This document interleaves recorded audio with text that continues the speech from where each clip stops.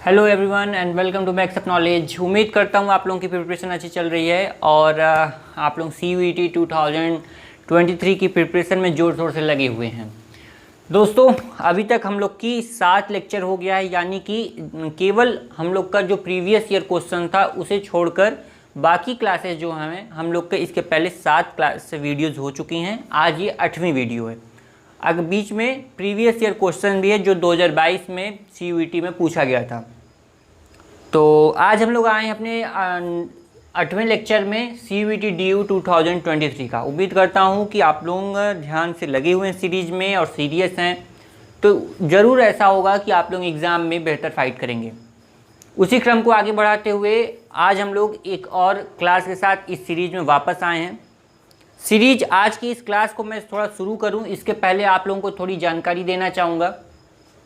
जानकारी ये है कि बाकी अगर पीछे की कोई क्लास आप मिस कर दिए हैं तो डिस्क्रिप्शन में प्लेलिस्ट की लिंक दी है, वहाँ से जाकर आप बाकी की क्लास को ज्वाइन कर सकते हैं। साथ में आपको टेलीग्राम चैनल की लिंक भी डिस्क्रिप्शन में दी गई है, तो टेलीग्राम चैनल को ज़रूर ज्वाइन कीजिएगा। आपके CUET की प्रिपरेशन के लिए ढेर सारी मटेरियल, कई तरह के मटेरियल आपको वहाँ पर प्रोवाइड किए जाएंगे कि आपको क्या पढ़ना है। करेंट अफेयर की टॉपिक भी हो सकती है, टू द पॉइंट हो सकता है, कोई क्वेश्चंस हो सकते हैं, और भी कई ऐसी चीज़ें होती हैं जो कि आपकी CUET की प्रिपरेशन को बेहतरीन बनाएगा। या हमारी सीरीज में कुछ अपडेट आया है उसकी जानकारी भी वहाँ पर दी जाएगी। कब हमें प्रीवियस ईयर क्वेश्चन हमें मिलेगा, किस ईयर का प्रीवियस ईयर क्वेश्चन मिलेगा, किस लैंग्वेज में मिलेगा, ये सब बातें टेलीग्राम चैनल पर बताई जाएंगी, क्योंकि ये सब चीज़ें यहाँ पे संभव नहीं है।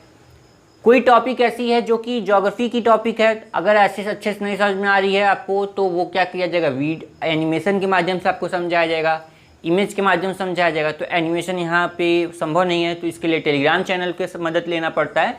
तो आप ओवरऑल आपको बता दूँ कि टेलीग्राम चैनल जरूर ज्वाइन कीजिएगा, डिस्क्रिप्शन में लिंक उसकी है, फ्री चैनल है, ठीक है। अब आप लोग आगे बढ़ते हैं, अपने एग्ज़ाम की प्रिपरेशन को और आगे बढ़ाते हैं।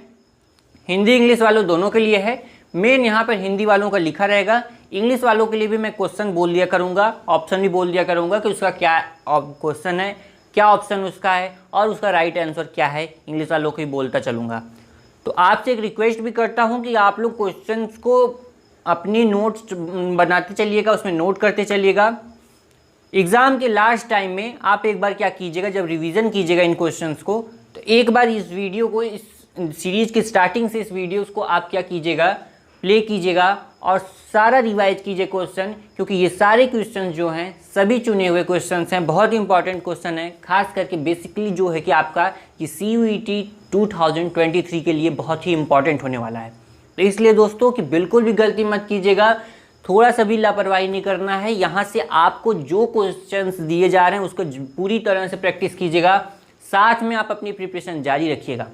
तो चलिए दोस्तों शुरू करते हैं आज अपने क्वेश्चंस को। अभी तक आपको बता दूं कि हम लोग 95 क्वेश्चन इसके पहले देख चुके हैं, 95 या 94 क्वेश्चन इसके पहले हो चुके हैं।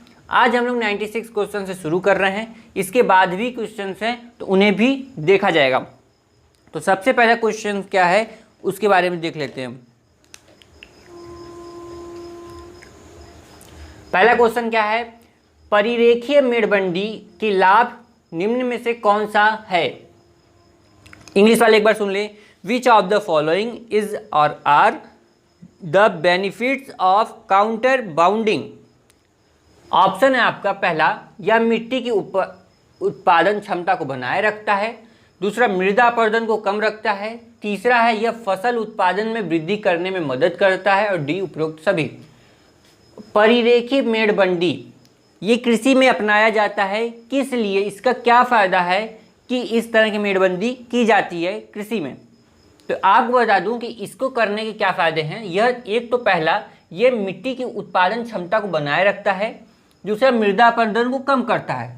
मेड़बंदी कर देते हैं, जब मेड़ बना देते हैं तो जो बरसात का पानी होता है या कोई भी बहता जल है जिसके वजह से हमारा मृदा अपरदन होता है, ऊपर की उर्वरक मृदा जो है, उर्वर में जो मृदा है वो बह के चली जाती है।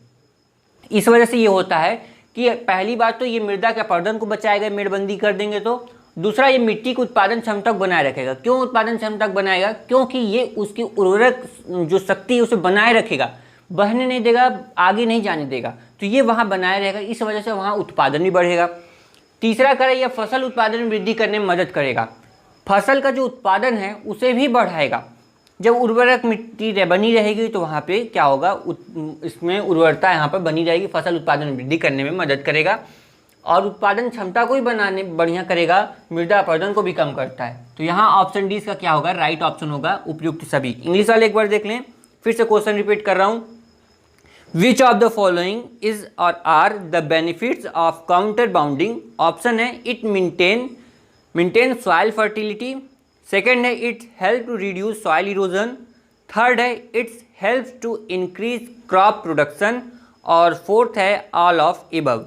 तो यहाँ इसका राइट ऑप्शन आपका क्या हो जाएगा, ऑल ऑफ एबव, उपरोक्त सभी। आगे नेक्स्ट क्वेश्चन पे चलते हैं।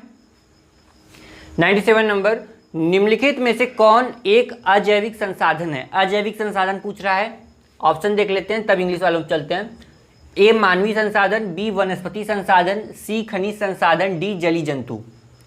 अब इंग्लिश वाले सुने, विच of the following is an abiotic resource? Option है ह्यूमन रिसोर्स, सेकेंड है फ्लोरा, थर्ड है मिनरल्स और फोर्थ है एक्वेटिक एनिमल्स। तो यहाँ पर आपका इसका राइट ऑप्शन क्या हो जाएगा, अजैविक संसाधन, यानी कि यहाँ पे हो जाएगा खनिज संसाधन। अब इसको एक बार समझ लेते हैं, जैविक संसाधन होते हैं, अजैविक संसाधन होते हैं। संसाधन क्या होते हैं, हमारी आवश्यकताओं को पूर्ति करते हैं, लेकिन दोस्तों संसाधन भी हमारे पास ऐसा नहीं है कि पर्याप्त मात्रा में है। कुछ ऐसे संसाधन हैं जो सीमित भंडार है उसके, कुछ ऐसे हैं कि असीमित भंडार हैं। तो हम यहाँ पे बात कर रहे हैं जैविक और अजैविक की। जैविक संसाधन वे हैं जिनमें जीव होता है, जिसमें जीवन होता है, जो प्रकृति से प्राप्त हो और उसमें जीवन हो। जैसे जंतु क्या है, जीव जंतु क्या है, उसमें अंदर सजीव एक है। वनस्पति क्या है, उसमें भी एक तरह से देखा जाए जीव होता है, उसमें विकास होता है, फल लगती हैं, फूल लगते हैं, ये सब क्या है, वो भी क्या है, जैविक संसाधन है। पेड़ पौधा भी हमारे लिए संसाधन ही है, हमारी कई आवश्यकताओं की पूर्ति करता है। जीव जंतु भी क्या है, संसाधन निकल आएंगे। तो जो हम पर्यावरण में जो जैविक संसाधन है, यानी कि जीव जंतु हो या पेड़ पौधे, वो क्या है, जैविक संसाधन, यानी कि बायोटिक रिसोर्स। और नेक्स्ट क्या है, अबायोटिक रिसोर्स, यानी कि वो प्रकृति से तो प्राप्त हो रहा है संसाधन, साथ में उसमें जीवन नहीं है, निर्जीव है वो। तो यहाँ भी क्या पूछा है कि कौन सा अजैविक संसाधन है, मानवीय संसाधन, वनस्पति संसाधन, खनिज पदार्थ, जलीय जंतु। आपको बता दें मानवीय संसाधन भी रहेगा, जैविक संसाधन है क्योंकि इसमें जीवन है, मानवीय संसाधन में जीवन है, इसलिए ये वाला ऑप्शन नहीं होगा। वनस्पति संसाधन, वनस्पति, ये वाला भी ऑप्शन नहीं सही है, क्यों, क्योंकि इसमें भी जीवन होता है, ये सजीव है, पेड़ पौधे क्या है, विकास करते ये सब। जलीय जंतु, ये भी जंतु ही है, ये भी क्या है, हमारा जैविक संसाधन है। बचा कौन, खनिज पदार्थ। खनिज पदार्थ में वो क्या है, हमारा अजैविक संसाधन है। तो ये यहाँ पे इसका राइट ऑप्शन क्या हो गया, खनिज संसाधन, यानी कि मिनरल्स। नेक्स्ट क्वेश्चन चलते हैं। 98, चैनल टनल को जोड़ने वाली एक भूमि तल में सुरंग का नाम है। किन दो जगहों को ये जो चैनल सुरंग है, टनल है, जोड़ती है? ऑप्शन है फ्रांस और इंग्लैंड, बी फ्रांस और स्पेन, सी स्पेन और मोरक्को, डी फ्रांस और Germany. The Channel Tunnel is the name of under sea tunnel connecting.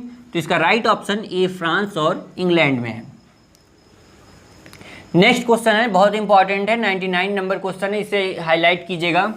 इस क्वेश्चन को क्या कीजिएगा, हाईलाइट कर लीजिएगा। देखिए क्या करें, सीमा सड़क संगठन किसके प्रशासनिक नियंत्रण में है? इंग्लिश वाले रुक जाएं, हिंदी को पूरा कंप्लीट कर लें तब आप इंग्लिश वाले पे आते हैं। सीमा सड़क संगठन किसके प्रशासनिक नियंत्रण में है? ऑप्शन है रक्षा मंत्रालय, बी सड़क परिवहन और राज्य मंत्रालय, सी प्रधानमंत्री कार्यालय और डी सेना। तो अब इंग्लिश वाले देखें, border road organisation is under the administrative control of the, option है ministry of defence, B ministry of road transport and highway, third है प्राइम मिनिस्टर ऑफिस और डी है इंडियन आर्मी। तो ये जो सीमा सड़क संगठन है, यानी कि बीआरओ जिसे बोलते हैं, क्या बोलते हैं, बीआरओ, बॉर्डर रोड ऑर्गेनाइजेशन बोलते हैं इसे, बीआरओ। ये बहुत इंपॉर्टेंट क्वेश्चन, इसे थोड़ा हाईलाइट कर लीजिएगा। सीमा सड़क संगठन किसके प्रशासनिक नियंत्रण में है? तो ये आपका रक्षा मंत्रालय के नियंत्रण में होता है। अब इससे जुड़ी कुछ खास बातें दोस्तों आपको बताते हैं। बीआरओ जो है ये जैसे अंतर्राष्ट्रीय सीमा के कोई क्षेत्र है, वहाँ पे सड़क निर्माण का कार्य करना हुआ, कोई टनल बनाना हुआ, सुरंग बनाना हुआ, वहाँ पर ये काम करती है बीआरओ। ये रक्षा मंत्रालय के नियंत्रण में होता है। इसी ने आपने सुना होगा रोहतांग दर्रे के नीचे, आप लोग नाम सुने होंगे, बहुत फेमस है। रोहतांग दर्रे के नीचे अटल टनल जो बनी वो बीआरओ द्वारा बनाई गई थी 3000 मीटर की ऊंचाई पर। कौन? अटल टनल। तो ये बहुत इंपॉर्टेंट है। अटल टनल भी रोहतांग दर्रे के नीचे है और ये 8.8 किलोमीटर, क्या है, 8.8 किलोमीटर लगभग इतनी लंबी ये टनल है रोहतांग दर्रे के नीचे, अटल टनल। और ये जो पहले जो थी मनाली और लेह जो बीच में रास्ता जाता था, मनाली और लेह के बीच का, वहाँ से ये क्या किया इसने, लगभग 46 मीटर, ये जो अटल टनल है 46 मीटर की ये क्या हुई, दूरी कम कर दी। यानी कि 46 किलोमीटर जो दूरी थी वहाँ पर, जो पहले का रास्ता था वहाँ से 46 किलोमीटर कम हो गया। साथ में लागत यानी परिवहन लागत जो लगता था उसकी भी अब बचत होगी। जब 46 किलोमीटर हमें कम अब जाना है, अगर इस रास्ते से जाएंगे तो हमारा परिवहन लागत भी कम होगा। ये इंपॉर्टेंट है कि बीआरओ जो है सीमा सड़क संगठन क्या है, रक्षा मंत्रालय के अंतर्गत आता है। इसी ने रोहतांग दर्रे में अटल टनल बनाया जो कि 8.8 किलोमीटर है, 3000 मीटर की ऊंचाई पर है। तो ये हो गया। और ये मनाली से लेह तक की जो दूरी थी उसे 46 किलोमीटर दूरी क्या कर दिया, इसने कम कर दिया। इंग्लिश वाले देखें, border road organisation is under the administrative control of the, तो आप इसका राइट ऑप्शन क्या होगा, ministry of defence. Next question चलते हैं 100 नंबर। देखिए हमारे सीरीज का 100वां क्वेश्चन आज ही है। मलिन बस्तियों में रहने वाले लोगों को किन कठिनाइयों का सामना करना पड़ता है? ऑप्शन देखते हैं। जगह की कमी, बी लोगों को आवश्यक सुविधा नहीं मिलती, सी गोपनीयता की कमी, डी उपरोक्त सभी। इंग्लिश वाले देखें, what are the difficulties faced by people living in slums. Slums में जो लोग रहते हैं उनको ज़्यादा समस्या इनमें से कौन सी फेस करते हैं लोग? ऑप्शन है लैक ऑफ स्पेस, सेकेंड है people don't get essential facility, lack of privacy, fourth है ऑल ऑफ एबव। तो ये सभी समस्याएं जो है इन लोगों के पास देखने को मिलती है। तो इसलिए ऑप्शन डी उपयुक्त सभी, ऑल ऑफ एबव क्या होगा, इसका राइट ऑप्शन होगा। दोस्तों आगे बढ़ूं, आपको एक थोड़ी ज़रूरी सूचना देना चाहूँगा कि 2022 में CUET का जो एग्ज़ाम हुआ था उसका प्रीवियस ईयर क्वेश्चन हमारे चैनल पर अवेलेबल है। आप डिस्क्रिप्शन में उस वीडियो की लिंक दी है जिसमें प्रीवियस ईयर के क्वेश्चन को प्रेजेंट किया गया है, प्रोवाइड किया गया है।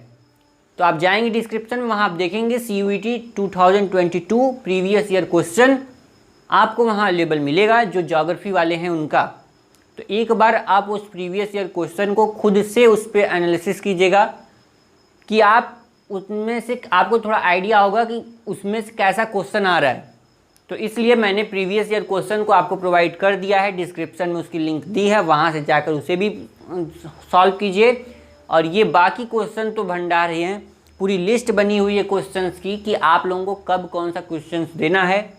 जैसे जैसे हम आगे जाएंगे हमारे क्वेश्चंस और लेवल हाई होता जाएगा। दूसरी इंपॉर्टेंट बात जो हर वीडियो में मैंने बताई है कि 2022 वाली सीरीज, इसके पिछले साल वाली जो सीरीज़ थी ज्योग्राफी की प्रिपरेशन की CUET का, उसका लिंक भी डिस्क्रिप्शन में दिया है, उसे आप जाइएगा। उसकी खासियत ये है कि वो सारी लेक्चर वाली क्लास हैं, कुछ उसमें क्वेश्चंस वाली क्लास हैं, MCQs वाली क्लासेस हैं, ज़्यादातर उसमें आपको लेक्चर की क्लासेस मिलेंगी। 60+ वीडियोज़ हैं वहाँ पर उस सीरीज़ में, उसे आप ज्वाइन कीजिएगा। ऐसा नहीं है कि वो पुराना हो गया तो वो आपकी किसी काम का नहीं है, बहुत इंपॉर्टेंट है। लेक्चर सुनिए वहाँ पर, साथ में क्वेश्चन लगाइए, मज़ा आ जाएगा। चलिए आगे चलते हैं, नेक्स्ट क्वेश्चन पे चल रहे हैं।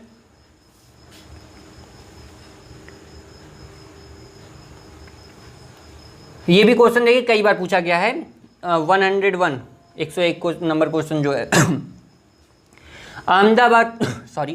अहमदाबाद, कानपुर, लखनऊ और कोलकाता उद्योग के लिए प्रसिद्ध है।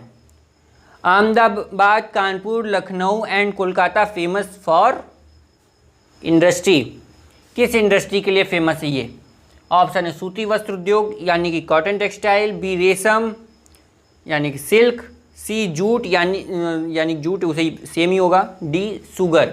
ये किस उद्योग के लिए आपका अहमदाबाद, कानपुर, लखनऊ और कोलकाता किस उद्योग के लिए फेमस है? तो आपका यहाँ इसका राइट ऑप्शन क्या हो जाएगा? सूती वस्त्र उद्योग के लिए। सूती वस्त्र उद्योग जो है इसका राइट ऑप्शन होगा कॉटन टेक्सटाइल। अब इसे समझते हैं थोड़ा। सूती वस्त्र उद्योग में दोस्तों कोई भी उद्योग अगर लगा रहे हैं तो उसमें कच्चा माल जरूर रहता है, यानी कि उस कच्चे माल का उपयोग करके हम उसे उसमें उत्पादन करेंगे, कुछ उसे परिवर्तित करेंगे, तब हम बाज़ार में ले जाकर बेचेंगे और तब हमें फ़ायदा होता है। उसी तरह यहाँ जो आपका ये सूती वस्त्र उद्योग है, कॉटन टेक्सटाइल है, इसमें कच्चा माल जो होता है, कच्चा पदार्थ जो होता है या कच्चा माल जो होता है वो हमारा कपास होता है। कपास जो दोस्तों ये ज़्यादा भारी नहीं होता है, इसका यूज किया जाता है सूती वस्त्र उद्योग में। इस वजह से इसका ज़्यादा खर्चा नहीं उठाना पड़ता। कुछ कुछ उद्योग ऐसे हैं जिसके कच्चे माल इतने भारी होते हैं कि उनको लाने में, उद्योग तक लाने में, यानी कि हर जगह तो वो है नहीं, जरूरी नहीं कि जहाँ हमारा उद्योग है वहीं पर हमें कच्चा माल मिलने लगे। कच्चा माल कहीं दूर है, हमने उद्योग यहाँ लगा लिया, अब उसे वहाँ से यहाँ लाने में खर्च ज़्यादा होगा, हमें उतना फ़ायदा नहीं होगा, टाइम भी ज़्यादा लगेगा। लेकिन जो सूती वस्त्र उद्योग है, इसका जो कच्चा माल है कपास, इसको लाने में ज़्यादा परिवहन खर्चा नहीं लगता। क्यों नहीं लगता? क्योंकि ये इसका वजन ज़्यादा नहीं होता, इस वजह से परिवहन लागत इसका ज़्यादा नहीं लगता। दूसरी बात, सूती वस्त्र उद्योग की खासियत है दोस्तों, कई ऐसे उद्योग हैं जो कि ये देखकर लगाए जाते हैं कि हमारा कच्चा माल हमसे नज़दीक है कि नहीं। सपोज दैट मैं कोई उद्योग लगाना चाह रहा हूँ, तब मैं सबसे पहले ये देखूँगा कि कच्चा माल, मुझे कौन से कच्चे माल की ज़रूरत है। जो मेरा कच्चा माल जो है अगर वो है बहुत भारी है तो मैं चाहूँगा कि जहाँ से मुझे वो कच्चा माल, जहाँ से वो निकाला जा रहा है, खदान है कोई अगर वहाँ से निकाला जा रहा है, तो मैं चाहूँगा कि उसके आसपास मैं अपना इंडस्ट्री लगाऊँ, जिससे कि मुझे उसे लाने में यहाँ परिवहन खर्च ज़्यादा ना उठाना पड़े। लेकिन दोस्तों अगर यही कच्चा माल हमें बहुत हल्का है, परिवहन लागत इसकी ज़्यादा नहीं हमें उठानी पड़ेगी, तब मैं चाहूँगा कि मैं अपनी इंडस्ट्री बाज़ार के पास लगाऊँ, जहाँ पे लोग आएँ वहाँ और आसानी से खरीद के जाएँ सामान, जिससे मेरा फ़ायदा होगा। क्योंकि अगर हम बाज़ार से दूर अपनी इंडस्ट्री लगा लेंगे तब लोग आने में यहाँ पर एक बार हिचकिचाएंगे कि उतना दूर कौन जाए, इस वजह से हमारे उद्योग पे असर पड़ेगा, बुरा असर पड़ेगा। इस वजह से हम बाज़ार के पास ले जाकर लगाएंगे। क्यों लगाएंगे? क्योंकि हमें पता है कि मेरा जो कच्चा माल है बहुत सस्ते में आ रहा है, परिवहन लागत उसका बहुत कम है, बहुत हल्का है, इसलिए हम इसे ऐसा नहीं करेंगे कि जहाँ से हमें वो मिल रहा है वहीं अपनी इंडस्ट्री लगा देंगे, तब हम बाज़ार के पास ले जाकर लगाएंगे। तो ये सूती वस्त्र उद्योग में यही देखने को मिलता है कि जहाँ से कच्चा माल प्राप्त होता है सूती वस्त्र उद्योग में, वहाँ पर इसे नहीं लगाया जाता। सामान्यतः बात कर रहा हूँ, मुख्यतः मतलब इसे कोशिश किया जाता है बाज़ार के पास लगाया जाता है। तो ऐसी व्यवस्था हमें कहाँ देखने को मिलती है? अहमदाबाद, कानपुर, लखनऊ, ये जो सूती वस्त्र उद्योग के फेमस एरिया हैं, वहाँ पर इस तरह का चीज़ देखने को मिलता है कि लोग बाज़ार के पास जाकर अपनी इंडस्ट्री लगाते हैं, कच्चे माल के पास नहीं। क्यों? क्योंकि उन्हें पता है कि हमें कितना भी अगर हम दूर चले जाएंगे हमें इसका खर्च ज़्यादा नहीं उठाना पड़ेगा। ये परिवहन लागत जो हमें कच्चा माल यहाँ से ले जाकर अपनी इंडस्ट्री में ले जाएंगे तो वहाँ ज़्यादा खर्चा नहीं लगेगा, इस वजह से लोग बाज़ार के पास लगाते हैं। तो ये व्यवस्था हमें कहाँ देखने को मिलती है? सूती वस्त्र उद्योग में। कहाँ कहाँ? अहमदाबाद, कानपुर, लखनऊ और कोलकाता। इसका राइट ऑप्शन क्या हो जाएगा? सूती वस्त्र उद्योग यानी कि कॉटन टेक्सटाइल। उम्मीद करता हूँ आप लोगों को ये क्वेश्चन अच्छे से समझ में आ रहे हैं।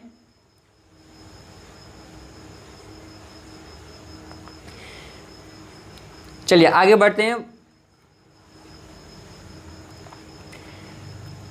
102 नंबर क्वेश्चन क्या है? प्राथमिक विद्यालय और विश्वविद्यालय की कक्षाएं, अस्पताल और डॉक्टर के कार्यालय किस प्रकार की गतिविधियां हैं? प्राथमिक है, कि द्वितीयक है, कि तृतीयक है, चतुर्थक है? आप इंग्लिश वाले देखें। Elementary school and university classrooms, hospitals and doctors office are which type of activities? Option है primary, secondary, tertiary and fourth quaternary. तो इसका राइट ऑप्शन आपका हो जाएगा चतुर्थक यानी कि क्वार्टरनी। इसका डी ऑप्शन इसका क्या हो जाएगा? राइट ऑप्शन हो जाएगा। यानी कि प्राथमिक विद्यालय, विश्वविद्यालय की कक्षाएं, अस्पताल, डॉक्टर के कार्यालय, ये सभी का आपका क्या आएगा? चतुर्थक में। अब आपको ये हमेशा के लिए याद हो जाना चाहिए। ऐसे क्वेश्चंस को आप रिवीजन के लिए मत छोड़िएगा, क्योंकि ये क्वेश्चन आपको इसी टाइम याद हो जाना चाहिए ऑन द स्पॉट। तो इसलिए इस क्वेश्चन को, ऐसे क्वेश्चंस को तुरंत आपको तैयार होना चाहिए कि जैसे प्राथमिक विद्यालय हो गया, हॉस्पिटल्स हो गए, कोई ऑफिस हो गई, जैसे डॉक्टर के कार्यालय हो गया, अस्पताल, कोई विद्यालय की कक्षाएं हैं, क्लासरूम्स हैं, ये सब कहाँ आ जाएंगे, क्वार्टरनरी में आ जाएंगे, चतुर्थक में आ जाएंगे। तो अब ये आपको हमेशा याद हो जाना चाहिए। इसके आगे भी कुछ क्वेश्चन हैं, चलिए उन्हें देख लेते हैं एक बार। आगे क्वेश्चन कह रहा है दिल्ली मुंबई औद्योगिक गलियारा DMIC परियोजना कितने राज्यों या केंद्र शासित प्रदेश से गुजरती है? The Delhi Mumbai industrial corridor DMIC project cover how many state? तो इसका ऑप्शन हो जाता है 4, 6, 5, 7। तो इसका राइट ऑप्शन होगा 6।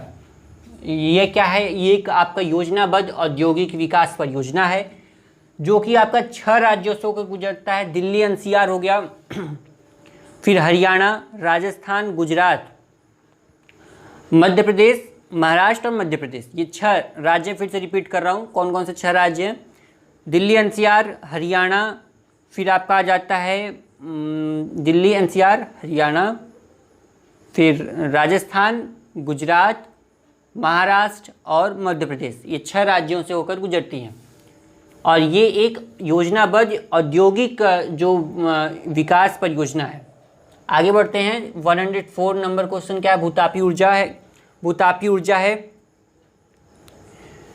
जियोथर्मल एनर्जी इज, ऑप्शन है भूमिगत जल से प्राप्त ऊर्जा, बी पृथ्वी के पपड़ी की गर्मी से प्राप्त ऊर्जा, उपसतह महासागरों धाराओं की ऊर्जा, कोयला से प्राप्त ऊर्जा।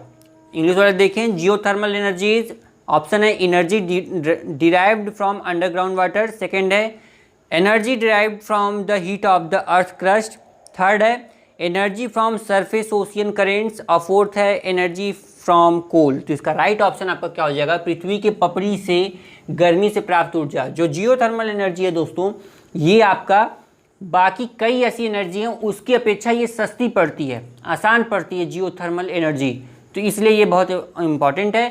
साथ में इससे कुछ नुकसान भी हैं, वो फिर कभी डिस्कस करेंगे उस पर। 105 नंबर क्वेश्चन है कौन सा देश विश्व की चिकित्सा पर्यटन के अग्रणी देश के रूप में उभरा है? Which country has emerged as the leading country of medical tourism in the world? Option है USA, बी इंडिया, थर्ड है थाईलैंड और फोर्थ है सिंगापुर। तो इसका राइट ऑप्शन क्या हो जाएगा? भारत, इंडिया। नेक्स्ट क्वेश्चन चलते हैं। साधारण शब्दों में प्रदूषण का क्या अर्थ है? What does the pollution in the simple term means? Option है अदूषित वातावरण, दूषित वातावरण, अदूषित एवं दूषित वातावरण, डी अच्छा वातावरण। का राइट सेकंड ऑप्शन क्या हो जाएगा? दूषित वातावरण, बी। 107 नंबर क्वेश्चन चलते हैं। भारतीय कृषि का प्रमुख प्रकार क्या है? वाणिज्यिक कृषि, व्यापक कृषि, वृक्षारोपण कृषि, निर्वाह कृषि। What is the predominant type of Indian agriculture? Option है कमर्शियल एग्रीकल्चर, सेकेंड है एक्सटेंसिव एग्रीकल्चर, थर्ड है प्लांटेशन एग्रीकल्चर और फोर्थ है सब्सिस्टेंस एग्रीकल्चर। दोस्तों आपको बता दूं, जब भी कृषि की बात की जाएगी भारत में तो ये निर्वाह कृषि है, सब्सिस्टेंस एग्रीकल्चर यहाँ भी देखने को मिलता है। क्या है इसमें? कृषक जो होता है खुद का पेट भरने के लिए उत्पादन करता है और उसे बेचता है या उससे ये क्या करता है? खाता है। यानी कि खुद के खर्च के पेट भरने के लिए वो क्या करता है? उत्पादन करता है। बाकी जगहों क्या होता है कि पैसा कमाने के लिए भी, साथ में खुद को खाने के लिए तो करते ही हैं, साथ में वो एक्स्ट्रा पैसा कमाने के लिए भी क्या करते हैं? कृषि करते हैं। लेकिन भारत में क्या है? निर्वाह है, सब्सिस्टेंस एग्रीकल्चर है। नेक्स्ट क्वेश्चन चलते हैं। 108 शिकार संग्रह करना, मछली पकड़ना वानिकी निम्नलिखित में से किस गतिविधि का उदाहरण है? Hunting, gathering, fishing and forestry are the example of which of the following activities given below? Option है प्राइमरी, सेकेंड है सेकेंडरी, थर्ड है टर्शियरी और फोर्थ है क्वार्टरनरी। तो इसका राइट ऑप्शन क्या हो जाएगा? प्राथमिक। यहाँ पे दोस्तों शिकार संग्रह करना, मछली पकड़ना वानिकी, यानी प्राचीन समय में भी ये होता था। तो सबसे पहले शुरुआत हुई थी पशुओं को मारना, संग्रह करना, ये सब क्या था? प्राथमिक गतिविधि है। तो इसलिए इसका राइट ऑप्शन क्या हो जाएगा? प्राइमरी, प्राथमिक गतिविधि। नेक्स्ट क्वेश्चन चलते हैं। निम्नलिखित में से कौन भारत में एक वाणिज्यिक फसल नहीं है? विच of the following is not a commercial crop in India? Option है मक्का यानी कि मेज, बी गन्ना यानी कि शुगर केन, सी कपास यानी कि कॉटन और डी रबर। तो इसका राइट ऑप्शन हो जाएगा आपका मक्का। बाकी आप देखेंगे गन्ना जो है, कपास क्या है, रबर, इन तीनों की जो खेती की जाती है कृषि की जाती है, ये किस लिए की जाती है, ताकि कि और पैसा कमाने के उद्देश्य से भी की जाती है इनकी कृषि। लेकिन जो गन्ना है, मक्का है, इसका ऐसा नहीं है। तो इसलिए क्या है कि वाणिज्यिक फसल नहीं है। वाणिज्यिक फसल का मतलब कि पैसा कमाने के उद्देश्य से उसका किया जाए। अब जैसे गन्ना का किया गया है तो चीनी उद्योग में भी इसका उपयोग किया जाता है, यानी कि इस उद्योग में पैसा कमाने के लिए। क्या आपको जो चीनी उत्पादन कर रहा है वो व्यक्ति उद्योग लगा के, वो खुद के लिए कर रहा है, खुद के घर के खर्चे के लिए कर रहा है? नहीं, वो बेचेगा, पैसा कमाएगा, उद्योग बना रहा है अपना। कपास है, सूती वस्त्र उद्योग में अब इसका यूज हो रहा है। सूती वस्त्र उद्योग कोई पर्सनली तो लगाता नहीं है, ये क्या है, पैसा कमाने के उद्देश्य से कर रहा है। रबर उद्योग जो है ये भी बड़े लेवल पे होता है, लेकिन मक्का यहाँ पे क्या है, आपका कमर्शियल नहीं है, ये क्या है, कमर्शियल क्रॉप नहीं है। इसका राइट ऑप्शन क्या हो जाएगा, मक्का मेज। लास्ट क्वेश्चन आज का है 110 नंबर क्वेश्चन। सकल फसली क्षेत्र का शुद्ध बोए गए क्षेत्र से अनुपात कहलाता है the ratio of gross cropped area to the net sown area is called. सस्य घनता, फसल चक्र सघनता, फसल की उत्पादकता और डी है फसल की विविधता। इसका राइट ऑप्शन क्या हो जाएगा, ऑप्शन ए सस्य गहनता, यानी कि क्रॉपिंग इंटेंसिटी। तो दोस्तों ये थे आज के क्वेश्चन CUET DU 2023 की प्रिपरेशन के इस क्लास की ये कुछ क्वेश्चन से। अब आपको बता दूं आगे धीरे धीरे हमारा क्वेश्चन का लेवल अब हाई होता जा रहा है, अप होता जा रहा है, ऊंचाई पे जा रहे हैं हम लोग। अब और अच्छे मज़ेदार क्वेश्चंस आएंगे तो अब और सीरियस होते जाइएगा, क्योंकि ये बहुत इंपॉर्टेंट क्वेश्चन है, आपको CUET में बेहतर फाइट करने का मौका देंगे।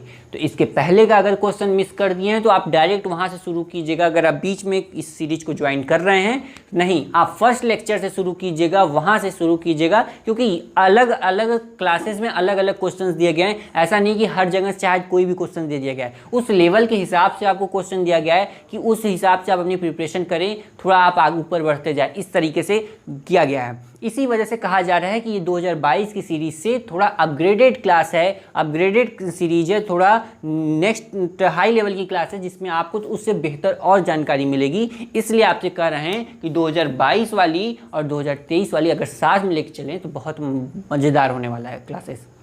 तो इसलिए आप लोग मिस बिल्कुल मत कीजिएगा। अगर क्लास छूटती है तो उसे आप फिर से ज्वाइन कीजिएगा। दूसरी बात, आप इसे रिवाइज भी कीजिएगा। अगर आपको इसमें कुछ क्वेश्चन लग रहे हैं कि आपको याद नहीं हो पा रहे हैं तो उसको दोबारा एक बार आप फिर से प्ले कीजिएगा। आप दोबारा, मुझे उम्मीद करते हैं आपको वो अच्छे से याद हो जाएगा। हाँ, लास्ट टाइम इसे जरूर देखिएगा, इस क्लासेस को एक एक क्वेश्चन को रिवाइज कीजिएगा। लास्ट जब 10 डेज बचेगा आपके एग्जाम्स को होने को, तब आप इस क्वेश्चन को दोबारा रिपीट कीजिएगा।